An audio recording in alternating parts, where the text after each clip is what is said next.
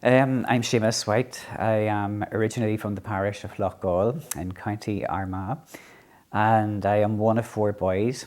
Uh, I have a twin brother called Peder, who's 10 minutes older than me. I'm the second twin.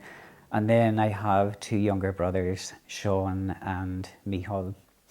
Currently, I am parish priest of Drummondtee, living in Jonesborough in lovely South Armagh. And I also look after Drummondtee as well. We have two churches in the parish. We have two primary schools, approximately 720 families in the parish. And I'm also chaplain to St. Paul's High School in Bessbrook. I suppose the first time I said I wanted to be a priest, I was 7. I was in primary 3 and I was making my first Holy Communion. And I suppose what I liked about religion class was it was a welcome break from doing maths or doing a comprehension or writing an essay. And it was just something different about learning religion than any other class that we had.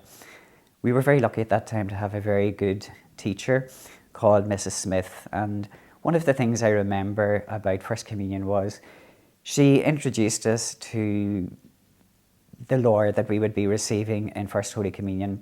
And one of the things she said was, at Mass, the bread becomes the body of Christ and the wine becomes the blood of Christ. And she said, it may look like bread and taste like bread, but it is the body of Christ. It may look like wine and taste like wine, but it is the blood of Christ. And somehow that captivated me. I found that fascinating. I was lucky too in the sense that, my parents were good, at good mass goers. They wouldn't be overtly religious, as they would say, but my father would have sang in the choir. My parents both read in the church. I was an altar server with my 3 brothers. Later on, I became a reader myself. My mother would have taken her turn at doing the church, cleaning the church, doing the flowers with her friend, and sometimes we would have helped with that. After leaving the altar, I would have joined my father in singing in the choir. And seeing them up reading gave me the desire to get up and read as well. But also, as well as that, I noticed as well, there was a lot of, girls from the parish would have been up reading, and there was very few boys were up reading. So I thought I would get up there and do a bit of reading to make sure that some of the lads needed to start participating. I remember a young priest came and spoke to us about his own congregation, which was a missionary order, and I sent away for information from them. They told me about their work. I did feel initially inspired to be a missionary. I liked the work that they did. I was drawn to that. I felt a desire maybe to to see the world and to be a missionary, and also my parents had cousins who were missionary priests as well, one with the Kiltegan Fathers and another one with the Columban Fathers. So there was a missionary tradition in the family, and I had thought about that. But then my father died very suddenly when I was 15, and that changed things a little bit, and I started to wonder about, I didn't like the idea of leaving my country and leaving my family. And basically, I remember one day, before we left school, I spotted an advert in Armagh Parish Bulletin, which advertised a Vocations weekend in Drummondtee College, the SMA college there. And that's where I first met the Vocations director at that time, which was Canon McIntyre at the time. He was parish priest of Coal Island, later became the parish priest of Dungannon.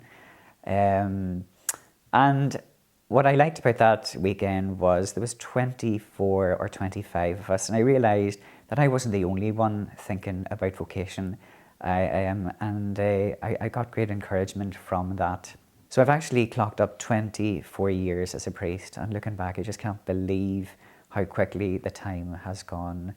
It has just gone so fast, but that's also because I have been busy as well, and I have to say that I found the last 24 years have been challenging, fulfilling, but it has just been, it's just a wonderful privilege to be a priest. I would say to them, and I think I would give the same advice that I was given, and it was Monsignor McIntaggart gave us this advice. He said, think about it, talk about it, and pray about it. And I think that's good advice. I kept it quiet to myself for a long time. And then eventually I started to chat to it about a friend, a neighbour of mine who knew me very well.